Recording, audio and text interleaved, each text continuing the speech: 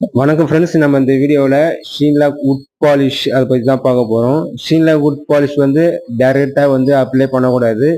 இதுக்கு பேஸ் கோட்டு சீலர் அப்ளை பண்ணணும். சீலரும் தின்னரும் மிக்ஸ் பண்ணி அப்ளை பண்ணிவிட்டு அது பட்டி பார்த்து தேய்ச்சிட்டு டாப் கோட்டிங் தான் ஷீன்லாக் வுட் பாலிஷ் வந்து அப்ளை பண்ணணும். நம்ம வந்து ஷீன்லாக் வுட் பாலிஷில் வந்து எதுவுமே மிக்ஸ் பண்ணக்கூடாது. இது வந்து டைரெக்டாக தான் அப்ளை பண்ணணும்.